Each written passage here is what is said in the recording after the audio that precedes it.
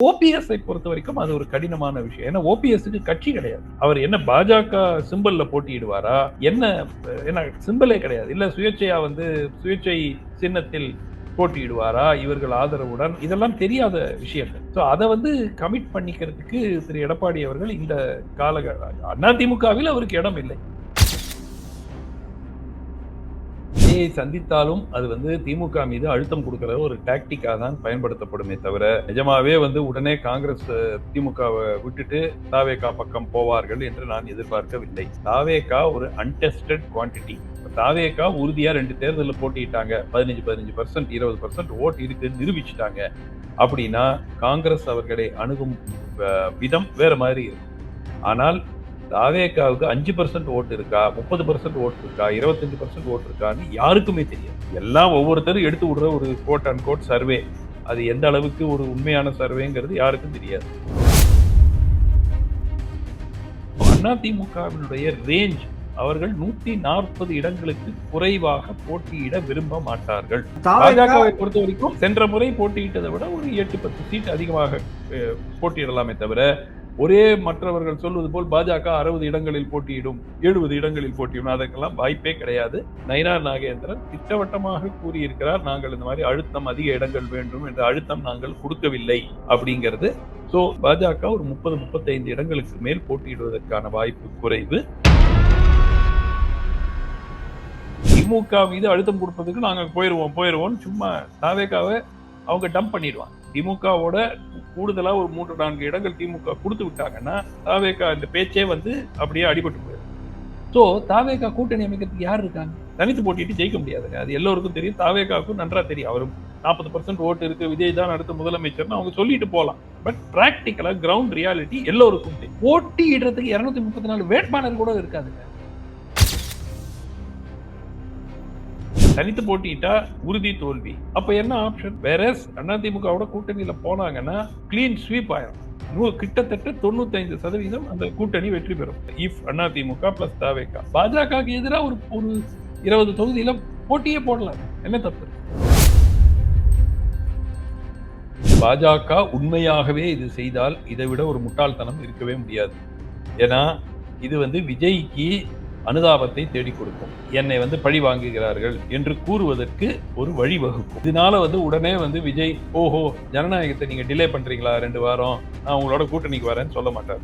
நிச்சயமா ஏதோ காரணம் இருக்கு. ஏன்னா சாதாரணமாக 22ஆம் தேதி கொடுத்த சர்டிபிகேட்டை ஏன் அப்ஜெக்ஷன் இருக்குன்னு 5ஆம் தேதி ஜனவரி சொல்லணும், டிசம்பர் 22 கொடுத்ததை.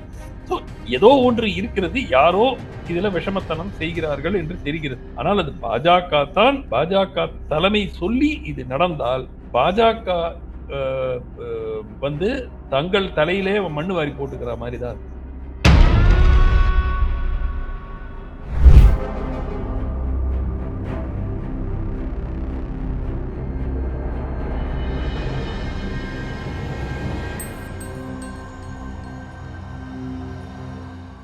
ரியல் ஒன் நேயர்களுக்கு வணக்கம். இன்று நம்முடன் இணைகிறார் அரசியல் விமர்சகர் டாக்டர் சுமன் சி ராமன் அவர்கள். வணக்கம் சார். வணக்கங்க சார். வருகிற 28ஆம் தேதி மோடி அவர்கள் தமிழகத்துக்கு வருவதாக தகவலானது வெளியாகி இருக்கு. ஸோ அவர் வருவதற்குள் என்டிஏ கூட்டணி இங்க இறுதி வடிவம் பெற்றுவிடுமா சார்? அவரோட வருகை எப்படி பாக்குறீங்க? முழுமையாக இறுதி வடிவம் பெறும் என்று நான் எதிர்பார்க்கவில்லை.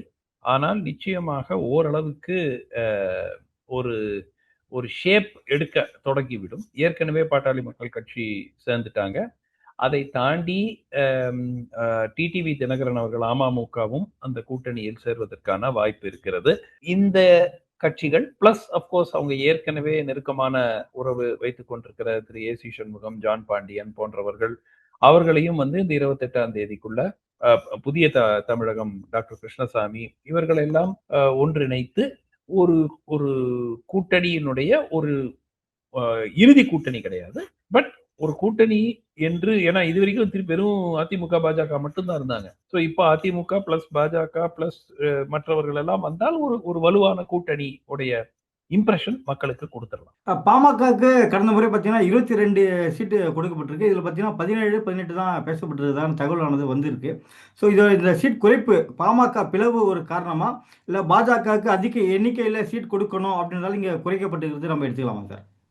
இல்ல பாட்டாளி மக்கள் கட்சியை பொறுத்த வரைக்கும் என்னுடைய எதிர்பார்ப்பு அவர்களுக்கு முன்பு கொடுக்க அதே எண்ணிக்கையில் கொடுத்திருப்பார்கள்.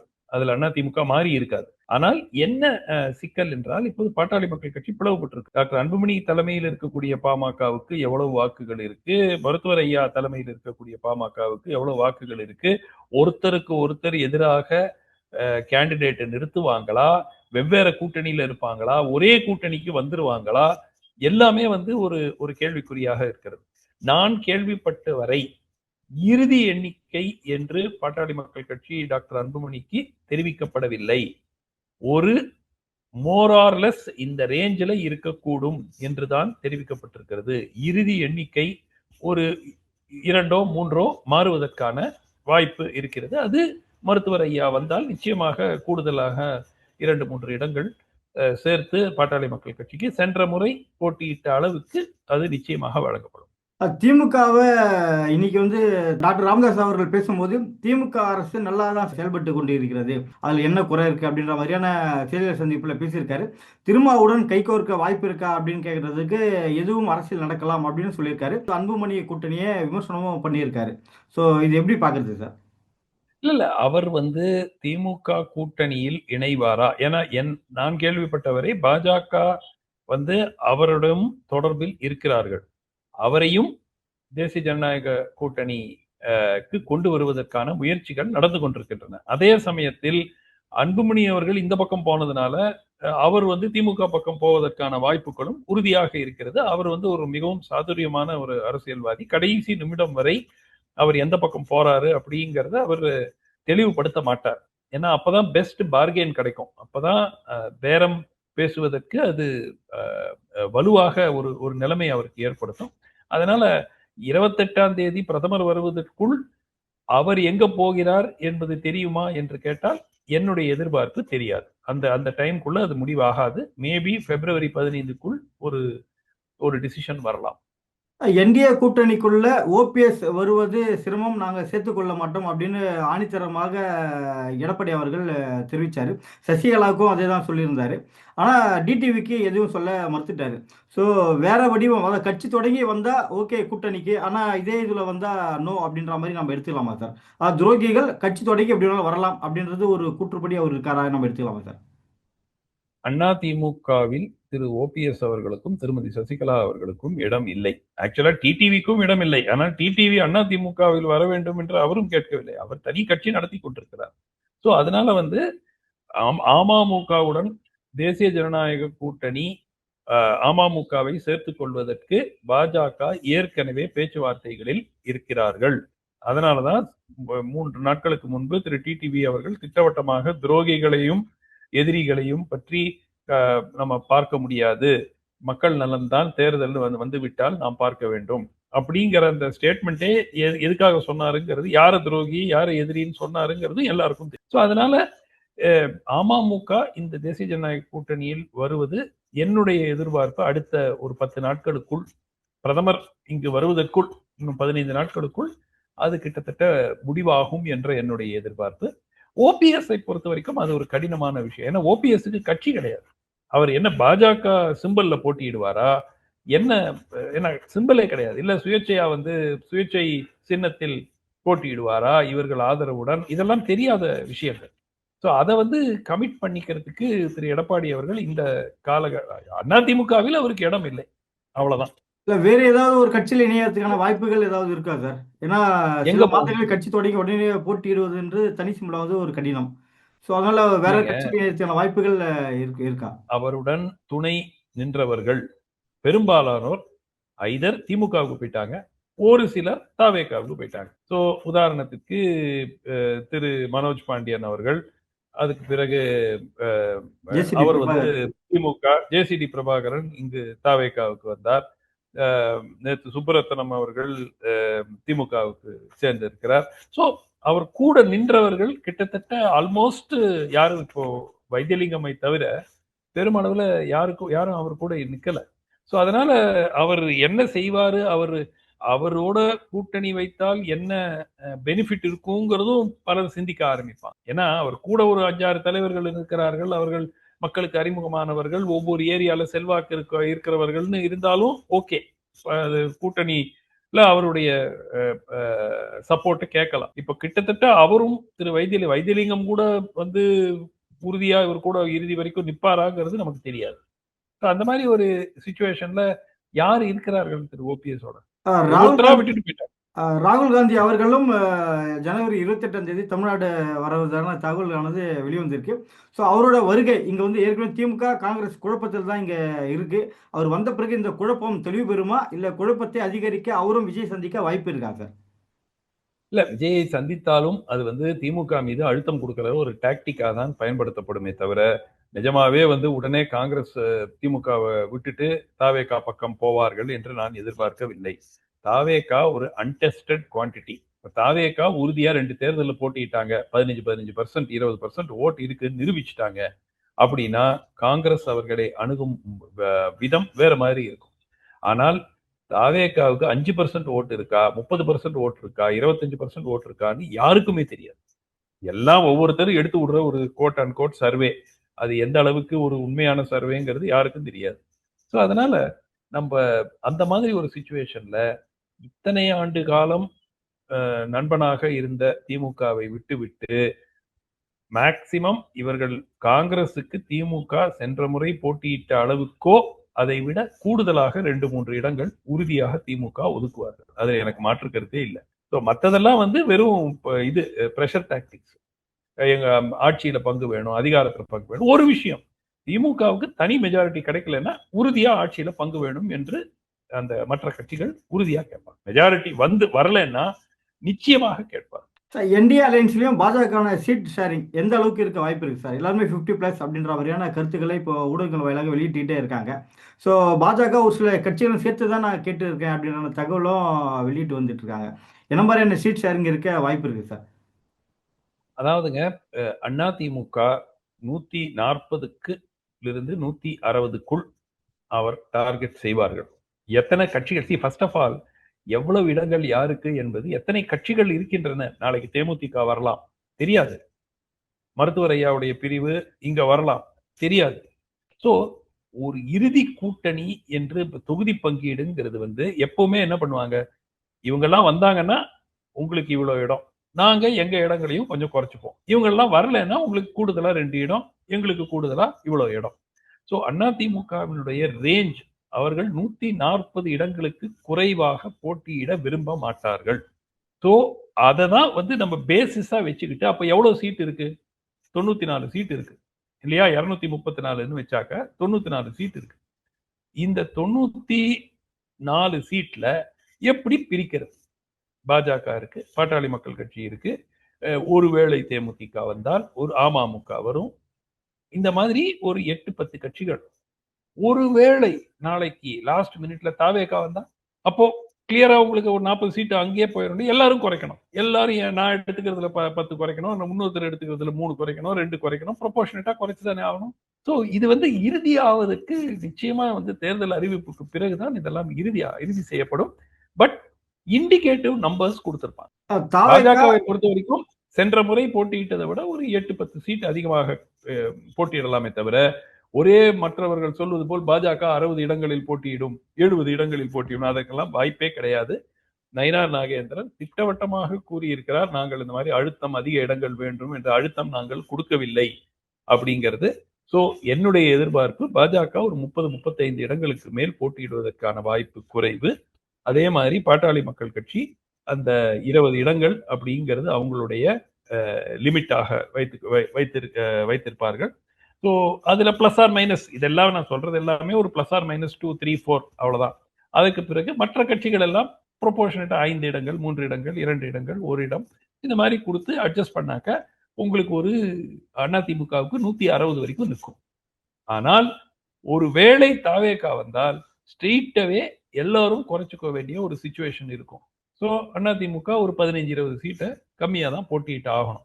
அதே மாதிரி பாஜக ஒரு 5 சீட்டு கம்மி, வேற எல்லாருக்கும் 2 சீட்டு கம்மி அப்படின்னு குறைச்சு அவங்களுக்கு ஒரு 40 சீட்டோ 50 சீட்டோ கொடுக்க வேண்டிய ஒரு 40 சீட்டாவது கொடுக்க வேண்டிய ஒரு சிச்சுவேஷன் வரலாம்.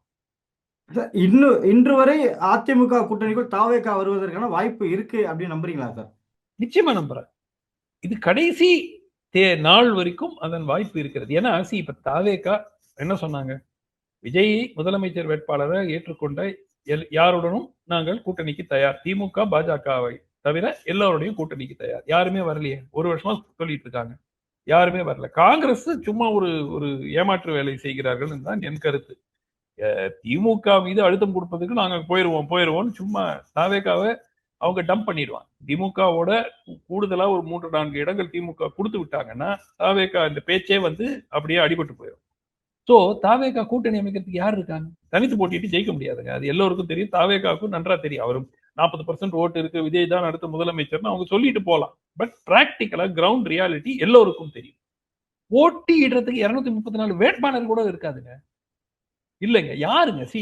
நீங்க யாரையாவது ஒரு வேட்பாளராக நிறுத்தி ஜெயிக்க வைக்கலாம். ஜெயலலிதா நிரூபிச்சாருனாக்க, ஜெயலலிதா எப்போ நிரூபிச்சாங்க?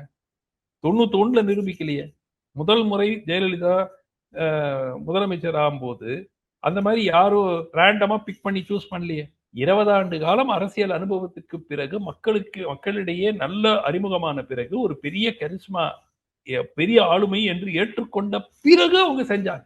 என் பேருக்கு தான் ஓட்டு வருது, நான் யாரை வேணா நிக்க வைப்பேன், அவங்க ஜெயிப்பாங்க, மக்களுக்கு அந்த வேட்பாளர் அறிமுகம் ஆகலைன்னா கூட பரவாயில்ல. அது எப்ப பண்ணாங்க?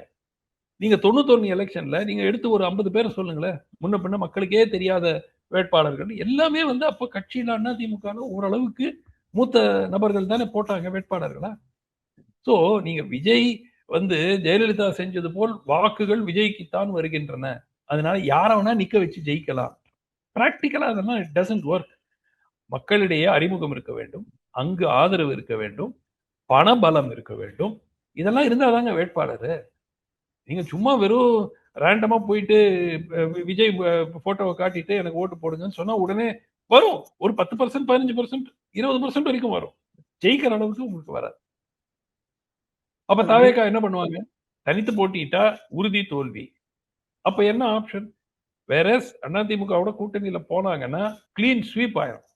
கிட்டத்தட்ட 95% அந்த கூட்டணி வெற்றி பெறும். இஃப் அதிமுக பிளஸ் தாவேகா. பாஜகவுக்கு எதிராக ஒரு 20 தொகுதியில போட்டியே போடலாமே. என்ன தப்பு இருக்கு? ஃப்ரெண்ட்லி ஃபைட்னு சொல்லியா எல்லா ஊர்லயும் மகாராஷ்டிரா நடக்காத ஃப்ரெண்ட்லி ஃபைட்டா? காங்கிரஸும் சரத்பவார் கட்சியும் எதிரும் புதிருமாக ஒரு 3 சீட்ல போட்டிடுறாங்க. காங்கிரஸும் சிவசேனா உத்தவ் தாக்கரே கட்சியும் 2 சீட்ல போட்டிடுறாங்க. எதிரும் புதிருமா ஒரே அலையன்ஸ்ல இருக்கிறாங்க. இது என்ன பெரிய விஷயம்? அதனால அந்த மாதிரி ஒரு அரேஞ்ச்மெண்ட் வருவதற்கு அது செய்யறது தான் தாவேகாவுக்கு பெஸ்ட். ஒரு 25 எம்எல்ஏ 30 எம்எல்ஏ வருவாங்க.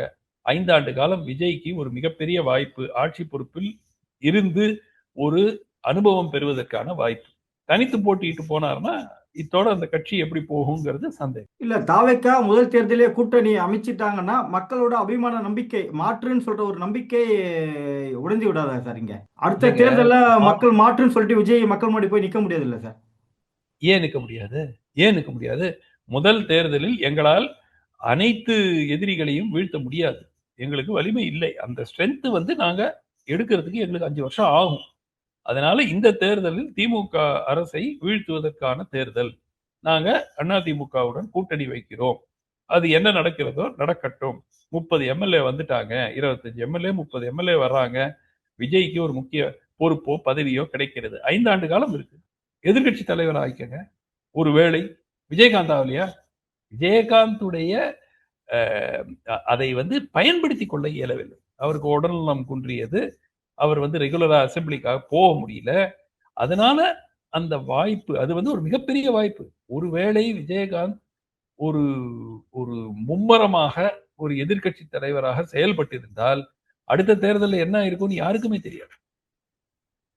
அவர் வந்து ரெகுலரா அசெம்பிளிக்கு போல அந்த கூட இருந்த எம்எல்ஏஸ் எல்லாம் அவங்க கூட இல்லாம ஜெயலலிதா வந்து அவங்கள இழுத்து அதிமுக கொண்டு போயிட்டாங்க. மாஃபா பாண்டியராஜன் பலர். அதனால அவர் விஜயகாந்த் பலவீனமானாரே தவிர அந்த எவ்வளவு பெரிய வாய்ப்புங்க எதிர்கட்சி தலைவராகிறது. 5 வருஷம் உங்களுக்கு வாய்ப்பு. டெய்லி மக்களை சந்திக்கிறதுக்கு, டெய்லி உங்களுடைய கருத்துக்களை மக்களுக்கு சொல்றதுக்கு. சோ ஹூ நோஸ், விஜய்க்கு அந்த வாய்ப்பு கிடைத்தாலும் கிடைக்கலாமே. இல்லைன்னா என்ன ஆல்டர்னேட்டிவ்? நீங்க தனித்து போட்டிட்டு என்ன சாதிக்க போறீங்க? நீங்க வாக்கு வங்கிங்கிறது வந்து நிரந்தரம் கிடையாது. வாக்கு வங்கி நிரந்தரமாக எந்த கட்சிக்கும் இருப்பதில்லை. எப்படி பெருசா இருந்த காங்கிரஸ் கட்சி இன்னைக்கு எங்க இருக்கு அகில இந்திய அளவுல? எப்படி பிரம்மாண்டமா இருந்த ஜெயலலிதா அவர்கள் இறக்கும் போது 44-45% ஒரே கட்சி. தமிழ்நாடு சரித்திரத்துல திமுக எப்பவுமே பெற்றது கிடையாது. ஒரே கட்சியாக 45% ஓட்டு. இன்னைக்கு எங்க இருக்கு அண்ணா திமுக? வாக்கு வங்கி என்பது நிரந்தரம் அல்ல. அதனால அதை மனதில் வைத்துக்கொண்டு விஜய் செயல்படுவாரான்னு பொறுத்திருந்து பார்க்கணும். இப்போ ஜனநாயகன் படத்துக்கு ஒரு அழுத்தம் கொடுக்கப்படுவதே கூட்டணிக்காக தான். பாஜக தான் அந்த அழுத்தத்தை மேலும் அதிக அளவில் கொடுக்கப்படுது அப்படின்னு சொல்லிட்டு சொல்லப்படுது சார், இந்த ஆடிட்டிங் மூலயமா. இது வந்து ஒரு பாஜக உண்மையாகவே இது செய்தால் இதை விட ஒரு முட்டாள்தனம் இருக்கவே முடியாது. ஏன்னா இது வந்து விஜய்க்கு அனுதாபத்தை தேடிக் கொடுக்கும். என்னை வந்து பழி வாங்குகிறார்கள் என்று கூறுவதற்கு ஒரு வழிவகுக்கும். இதனால வந்து உடனே வந்து விஜய் ஓஹோ ஜனநாயகத்தை நீங்க டிலே பண்றீங்களா 2 வாரம், நான் உங்களோட கூட்டணிக்கு வரேன்னு சொல்ல மாட்டார். ஸோ அது வந்து எதிர்பார்ப்பதும் அபத்தம். ஸோ என்னை பொறுத்த வரைக்கும் இது எதனால நடக்குதுன்னு தெரியல. நிச்சயமா ஏதோ காரணம் இருக்கு. ஏன்னா சாதாரணமாக 22ஆம் தேதி கொடுத்த சர்டிபிகேட்டை ஏன் அப்ஜெக்ஷன் இருக்குன்னு 5ஆம் தேதி ஜனவரி சொல்லணும், டிசம்பர் 22 கொடுத்ததை. ஸோ ஏதோ ஒன்று இருக்கிறது, யாரோ இதுல விஷமத்தனம் செய்கிறார்கள் என்று தெரிகிறது. ஆனால் அது பாஜக தலைமை சொல்லி இது நடந்தால் பாஜக வந்து தங்கள் தலையிலே மண்ணு வாரி போட்டுக்கிற மாதிரி தான் அது வந்து ஒரு அபத்தமான ஒரு முயற்சியாகத்தான் இருக்கும். இந்த தேர்தலில் தேமுதிகவோட சாய்ஸ் எதுவாக இருந்தால் அவங்களுக்கு கட்சியை வளர்ப்பதான அடுத்த மூக்கு பெரிய கட்சியை வளர்றதுக்கான வாய்ப்பு எந்த கூட்டணி தேர்வாக இருக்கும் சார்? திமுகவா அதிமுக கூட்டணியா? இல்லைங்க, திமுகவோட கூட்டணி வச்சா ஆன்டி இன்கம்பன்சி அவங்களையும் பாதிக்கக்கூடிய ஒரு வாய்ப்பு இருக்கிறது, தேமுதிகவையும் பாதிக்கக்கூடிய. யார் ஒரு ஆளும் கட்சியோட யார் போனாலும் அது ஒரு ஆன்டி இன்கம்பன்சி நிச்சயமாக இருக்கும். ஆனா தேமுதிக ஆன்டி இன்கம்ஸை யோசித்து முடிவெடுக்கிற கட்சியா நீங்க பாக்குறீங்களா சார்? சீட்டு தான் அதிகமாக போட்டி பார்ப்பாங்க. தேமுதிகவை பொறுத்த வரைக்கும் நான் எதிர்பார்ப்பது அவங்களும் பிப்ரவரி 10ஆம் தேதி 15ஆம் தேதி வரைக்கும் இழுப்பாங்க. யாரோட கூட்டணி, திமுகவா அதிமுகவா? ஏன்னா அது வந்து ஒரு கொள்கை ரீதியாகவோ அந்த மாதிரி எடுக்கப்படும் முடிவு அல்ல. அவர்கள் எவ்வளவு சீட்டு கிடைக்கும், எலெக்ஷன் எக்ஸ்பென்ஸ் யார் பேர் பண்ணுவாங்க, இதெல்லாம் அடிப்படையாக வைத்துக் கொண்டுதான் எடுக்கக்கூடிய முடிவு. ஸோ அதனால வந்து அவர்கள் இப்படியும் போலாம் அப்படியும் போலாம். பட் அவர்களால் ஒரு 50 சீட்டை மாற்ற முடியுமானா மாற்ற முடியாது. எடப்பாடி அவர்கள் சமீபத்தில் ஆளுநரை சந்தித்து 4 லட்சம் கோடி ஊழலுக்கான ஒரு லிஸ்ட்டை வந்து கொடுத்திருந்தார்.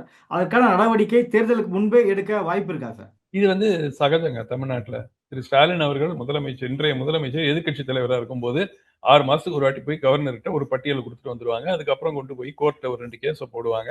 இது சகஜம். இதனால வந்து உடனே எதிர்கட்சி தலைவர் கொடுத்துட்டாரு, நாளை காலையிலேயே போய் சிபிஐ விட்டு ஒரு ஏங்க ஏற்கனவே இருக்கிற கேஸ்லயே நடவடிக்கை எடுக்காம கம்முன்னு வேடிக்கை பார்த்துட்டு இருக்கு மத்திய அரசு. 2G கேஸ் என்னங்க ஆச்சு? 6 வருஷமா அப்படியே சும்மா உட்காந்துருக்காங்க. என்ன பண்ணிச்சு மத்திய அரசு? சிபிஐ தானே ப்ராசிக்யூட்டிங் ஏஜென்சி, டெல்லி ஹைகோர்ட்ல தானே இருக்கு. என்ன பண்ணாங்க? இருக்கிற கேஸே இல்ல, சும்மா. இது வந்து ஒரு ஒரு ஒரு சாங்கியம். யார் ஆட்சி எதிர்கட்சி தலைவராக இருந்தாலும் ஆளுநர்கிட்ட போய் ஒரு ஒரு பட்டியல் இந்த மாதிரி ஊழல் நடந்திருக்கிறது அப்படின்னு கொடுக்கறது வந்து இவர்களும் செய்வார்கள் அவர்களும் செய்வார்கள், மாறி மாறி செஞ்சிட்டு இருக்காரு. இதனால வந்து ஒரு தாக்கம் ஏற்கனவே இருக்கிற கேசஸ்ல ஒரு 10% மூவ்மெண்ட் இருந்தாலே அது மிகப்பெரிய அழுத்தம் திமுக அரசு மீது ஏற்படுத்தும். அதை வந்து விட்டுட்டு இப்ப புதுசா போய் 4 லட்சம் கோடின்னு போட்டு அது சும்மா ஜஸ்ட் பப்ளிசிட்டிக்காக, அவ்வளவுதான். 2026ல ஆட்சி மாற்றம் இருக்கும் பட்சத்தில் என்னென்ன விஷயங்கள்லாம் ஆன்டி இன்கம்ஸே அமைய வாய்ப்பு இருக்கு சார்? இல்லைங்க, ஆன்டி சமீபத்துல பல போராட்டங்கள் தமிழ்நாட்டில் நடந்துட்டு இருக்கு. அது ஜாக்டோ ஜியோ நடத்தின போராட்டம். இப்போ கூட அது முழுமையா அது ஓல்டு பென்ஷன் இல்ல. இவங்க ஆக்சுவலா இதை நிறைவேற்றாமல் இருந்தது மாநிலத்திற்கு நல்லது. ஏன்னா பணம் இல்ல கொடுக்கறதுக்கு. இந்த ஓல்டு பென்ஷன் ஸ்கீமுக்கு பணம் இல்ல. இன்னும் கடன் வாங்கி 1 லட்சம் கோடி வாங்குறாங்க. இப்ப அது 2 லட்சம் 1.5 லட்சம் கோடியா மாத்தி தான் சமாளிக்கணும். 2வது அதான் கடைசி நிமிஷத்துல சரி கவர்மெண்ட் ஸ்டாஃப் ஓட்டு போயிடும், சரி அவங்களுக்கு கொடுத்துடலாம், ரைட்டா? ஆனால் பல கோரிக்கைகள், கல்வி கடன் ரத்து, டீசல் விலை குறைக்கப்படும், கேஸ் சிலிண்டர் விலை குறைக்கப்படும், நீட் ரத்து செய்யப்படும், இந்த மாதிரி நிறைய கோரிக்கைகள் வெறும் உத்தரவாதங்கள், தேர்தல் வாக்குறுதிகள் நிறைவேற்றப்படவில்லை. பட் மெயின் இஷ்யூ சமீபத்தில் சட்டம் ஒழுங்கு. மெயினா இந்த அரசுக்கு கெட்ட பெயர் வருவது காவல்துறையினால். காவல்துறையை அவர்கள் கையாண்ட விதம், தொடர்ந்து பத்திரிகையாளர்கள், யூடியூப் நபர்கள் எல்லாம் கைது செய்து அவங்க மேல கேஸ போட்டு ஹாரஸ் பண்றது, இதெல்லாம் நிச்சயமா மக்களிடையே ஒரு எதிர்ப்பை உருவாக்கி இருக்கும். என்னுடைய எதிர்பார்ப்பு, விஜய் அதிமுக கூட்டணியுடன் போய் சேர்ந்தால் அது ஒரு எலெக்ஷன் ஸ்வீப் ஆகும். விஜய் போகவில்லை என்றால் ஒரு கடும் கான்டெஸ்ட் இருக்கிறதுக்கான வாய்ப்பு இருக்கிறது. ஒரு க்ளோஸ் ஃபைட் இருக்கிறதுக்கான வாய்ப்பு இருக்கிறது. நடப்பு அரசியல் குறித்து பல்வேறு கட்சிகளை பற்றி மிக்க நன்றி சார். நன்றி.